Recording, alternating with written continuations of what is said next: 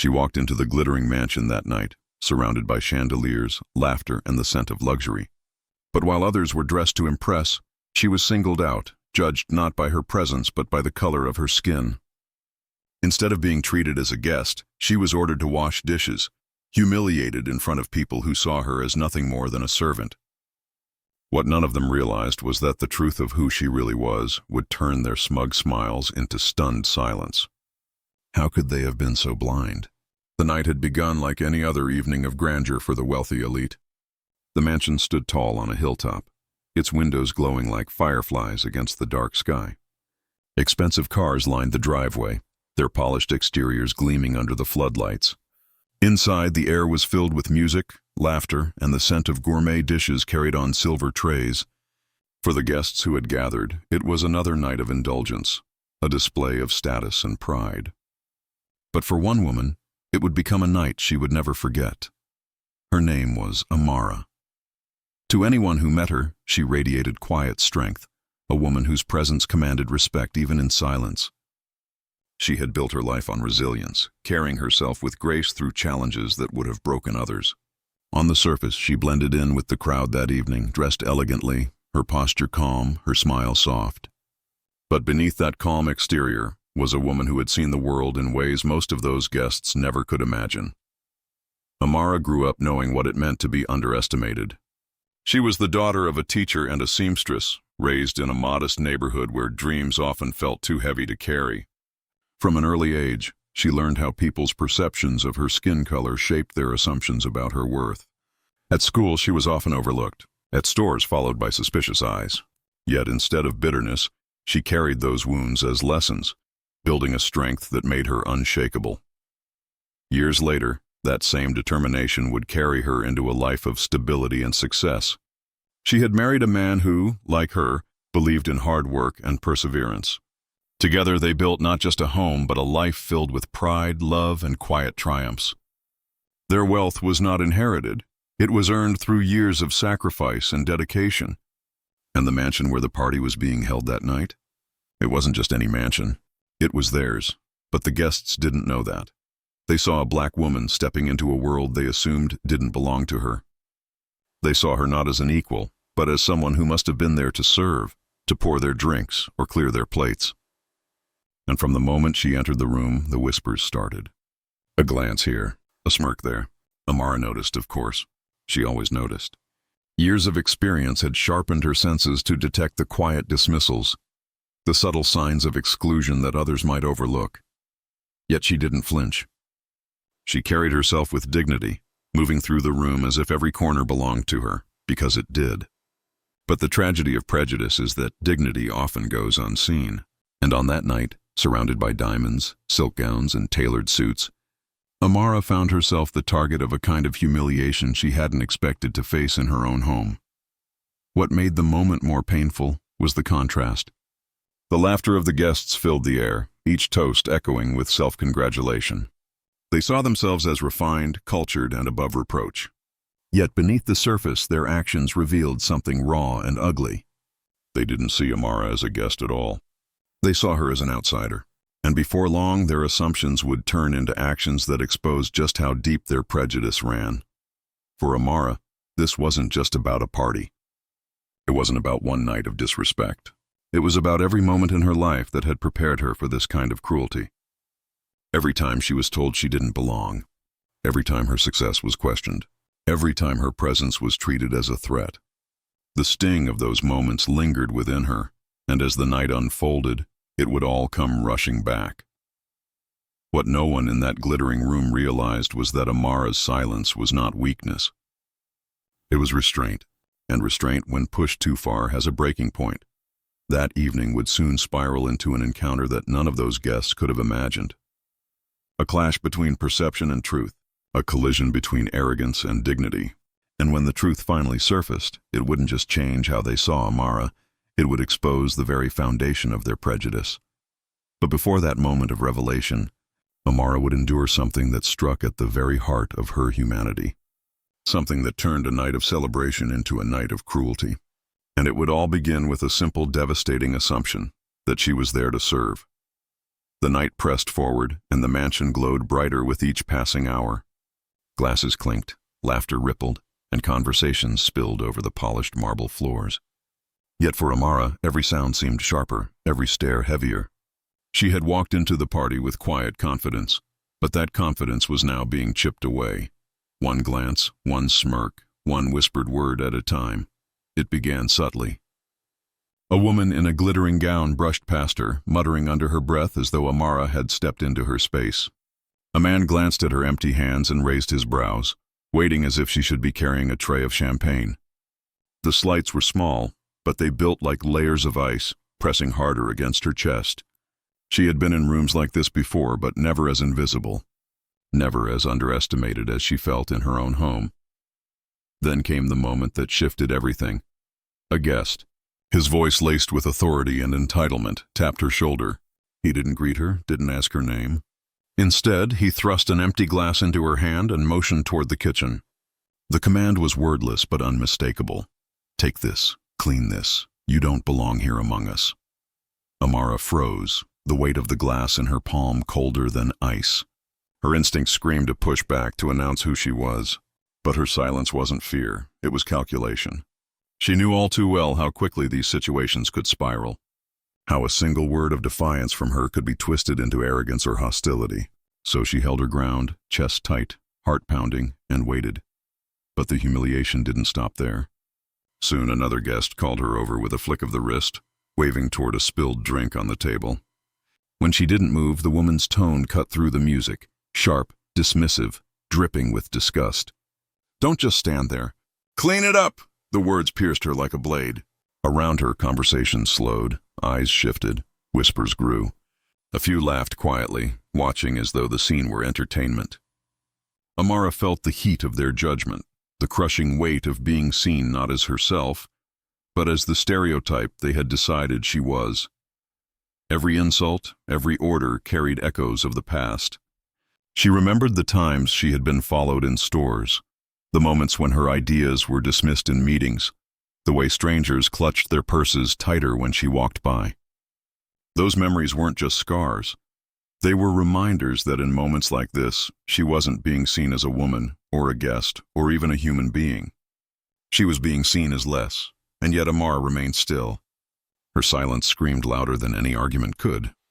But that silence was tested again when one guest, emboldened by the laughter of others, shoved a stack of dirty plates into her hands. The porcelain clattered together, threatening to break, and with it, her restraint. She could feel her composure unraveling, thread by thread, as the weight of those plates pressed against her arms. The kitchen door loomed ahead, a symbol of everything they expected her to be. To them, it wasn't her home. It was a place she should serve in, unseen, unacknowledged. And as she stood there balancing the weight, something inside her shifted. The tension in the room grew thicker. Some guests avoided her gaze entirely, unwilling to confront the cruelty they were complicit in. Others smirked, reveling in her discomfort. The humiliation was no longer subtle, it was a spectacle. And still no one questioned it. No one stopped it. Her chest ached with the familiar burn of injustice. She thought of her mother, who had worked her hands raw to provide for the family, and of her grandmother, who had endured far worse in times when speaking up came with unbearable consequences. Generations of silence echoed within her, and she felt the weight of their endurance pressing against her own breaking point. Every step she took with those plates felt heavier than the last. She could feel the tension mounting inside her body, each insult replaying in her head, each whisper growing louder, and beneath it all a quiet truth pulsed. They think I don't belong here. But this place, this house, this wealth, this life, belongs to me more than it ever will to them. The laughter behind her rang louder, filling the air with cruelty, disguised as celebration. Amara reached the kitchen doorway, but before stepping inside, she paused. The decision she made in that moment would define the night, not just for her, but for everyone watching. Would she stay silent, carry their weight, and disappear into the background as they expected? Or would she stand in the fullness of who she was, forcing them to confront the truth they refused to see? The plates trembled in her hands, and with them, the suspense of the entire room. The night was far from over. The humiliation had reached its peak, but the revelation was still to come. And when it did, it would shatter every assumption, every prejudice, every smug smile that had stained the evening. What they didn't know was that Amara was no servant. She was the mistress of the house, and soon the truth would strike harder than any insult ever could. The plates in Amara's hands felt heavier than stone, her arms straining not from their weight, but from the weight of humiliation pressed upon her. The laughter behind her was no longer background noise. It was a chorus of cruelty echoing through the mansion she called home. Every smirk, every order, every dismissal had led to this moment. She had endured silently, but silence has limits, and Amara had reached hers. She turned slowly, the stack of dishes still trembling in her hands. The guests, wrapped in silk and arrogance, barely noticed at first. To them she was invisible until they needed her. But when she stopped walking, when she refused to vanish into the kitchen as they expected, their laughter faltered. A few eyes turned toward her, confused, then impatient, waiting for her to fall back into the role they had forced upon her.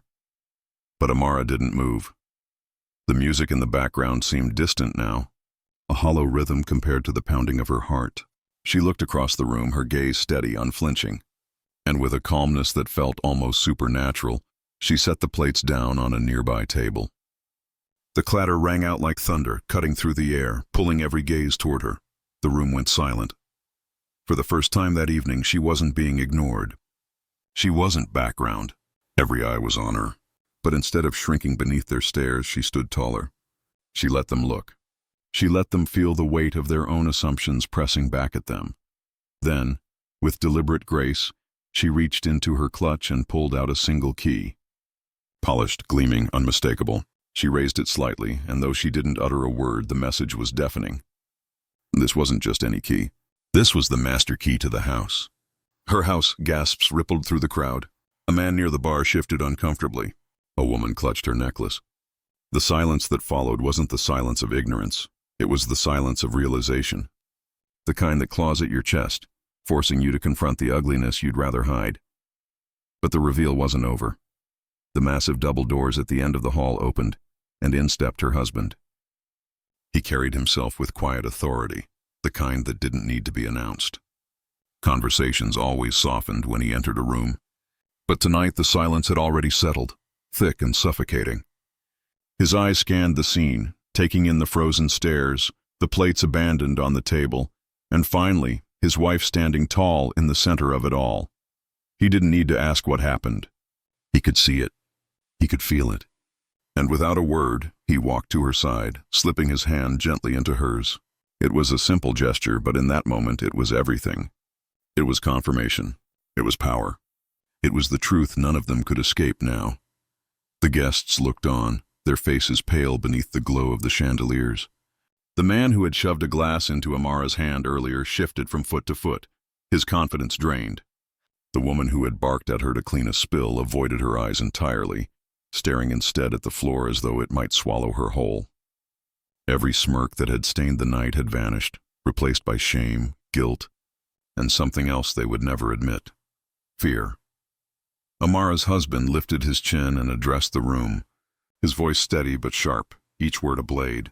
He spoke not of wealth, not of ownership, not even of the insult itself. Instead, he spoke of dignity, of respect, of humanity. His words weren't loud, but they cut deeper than any shout could. The guests squirmed in their designer suits and gowns, the weight of their hypocrisy pressing down on them like chains. But Amara didn't need his words to validate her. She had already spoken without speaking, revealed without revealing. By standing her ground, by refusing to bow to their cruelty, she had shifted the power entirely. The humiliation they intended for her had turned back on them, magnified by their own arrogance. The room felt colder now, the glittering lights harsher, the champagne less sweet. Guests who once strutted with confidence now stood small, their wealth and status stripped bare against the truth that they had been blind. They had mocked, dismissed, and degraded the very woman who owned the space they so proudly flaunted themselves in. And yet, Amara didn't gloat. She didn't sneer or revel in their discomfort. She simply stood with dignity, her hand in her husband's, her silence louder than any rebuke could ever be. In that silence, the weight of the night crushed every person who had dared to look down on her, because the truth was undeniable now. The woman they had tried to humiliate was the one who held the keys, the one who commanded the space, the one whose life and accomplishments towered over their shallow pretenses. And in that moment, the mansion no longer glittered with wealth. It burned with the heat of exposed prejudice, the kind that no luxury could disguise. What none of them realized was that this night would haunt them, not because of the grandeur of the party, but because of the lesson they had been forced to learn. A lesson they could never escape. Amara had endured the worst of their cruelty, but she had also claimed her power. And the silence that followed wasn't just theirs, it was hers. Because silence in her hands was no longer submission, it was victory. The silence that followed was unlike any other silence Amara had ever experienced.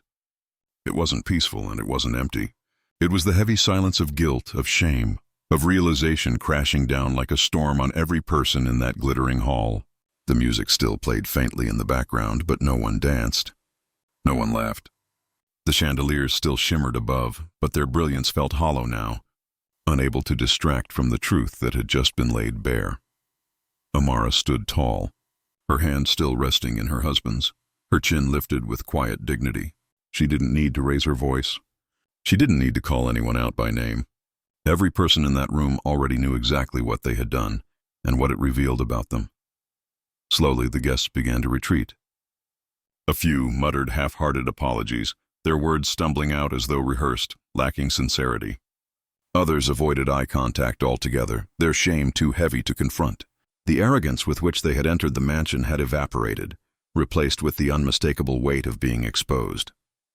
They had shown the world who they truly were, not through words, but through actions. And now there was no erasing it. But for Amara, the impact went deeper than just this one night. It was not the first time she had faced prejudice, and sadly, she knew it would not be the last. Yet this moment was different. It wasn't a stranger in a store, or a passerby on the street, or a quiet dismissal in a workplace. This happened in her own home, in the very place where she should have been safest, most respected, most seen. And that reality cut sharper than any insult. Still, she refused to let their cruelty define her. Instead, she carried herself with the same grace she had walked in with. But now, that grace was matched with power. She looked at the same faces that had mocked her and saw them shrink beneath her gaze. She had no need to belittle them, no need to strip them of dignity the way they had tried to strip hers. Her silence was enough. Her presence was enough. Her truth was enough. As the last guests slipped out into the night, the house grew quiet. The music stopped, the lights dimmed, and only the sound of Amara's steady breathing filled the grand hall. She turned to her husband, his eyes filled with a mix of sorrow and pride. Sorrow for what she had endured, but pride in how she had risen above it. Together they stood in the very space that had moments before been tainted with arrogance and prejudice, and they reclaimed it. In that quiet, Amara reflected, not just on the cruelty of the evening, but on the larger truth it revealed. Racism, she knew, was not always shouted from the rooftops. Sometimes it was whispered in a crowded room. Sometimes it was hidden behind polite smiles masked by wealth and sophistication. Sometimes it appeared as an assumption, a command, a laugh at another's expense. And yet in every form it was corrosive. It stripped away dignity, humanity, and respect. That night, Amara realized something profound. No matter how much success she achieved, no matter how many walls she broke down, there would always be those who tried to put her back in a box. But she also realized something even more powerful. She would never let them succeed. Her story wasn't just her own. It was the story of countless others who had been underestimated, dismissed, or humiliated simply because of the color of their skin. It was the story of people who had to fight twice as hard to be seen as equals, of people whose silence had been mistaken for weakness, but who carried inside them a strength that could not be broken. And perhaps, for some of the guests who left that night, the experience would linger. Perhaps it would make them confront the prejudices they had ignored for so long. Perhaps it would remind them that the assumptions they made so carelessly could reveal more about themselves than about the people they targeted. Perhaps. But even if it didn't, Amara knew she had made her stand, not with anger, not with cruelty, but with dignity. And that was a victory no one could take away, because the truth is, moments like these aren't just about one woman at one party. They are about a system of assumptions and prejudices that ripple far beyond one mansion, one city, or one night. They are about the countless invisible battles fought every single day by people who are judged not for who they are, but for how they look. And so, as Amara finally walked upstairs to her bedroom, leaving the empty hall behind, she carried with her not the bitterness of the night, but the strength of it.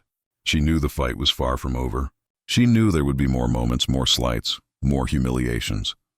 But she also knew this: each time she would rise. Each time she would claim her place. Each time she would remind the world that she belonged. And now, the question lingers, not just for those guests, but for us. How many times have we been silent witnesses to prejudice? Too comfortable to speak? Too afraid to act? How many times have we allowed assumptions to go unchallenged, laughter to disguise cruelty, silence to mask injustice? And how many more times will it take before we finally choose to stand? Because Amara's story is not just her story. It is our story. It is a mirror, reflecting the uncomfortable truth we often try to ignore. And it demands that we ask ourselves, when the next moment comes, when prejudice stands before us cloaked in laughter or entitlement, will we stay silent? Or will we too rise?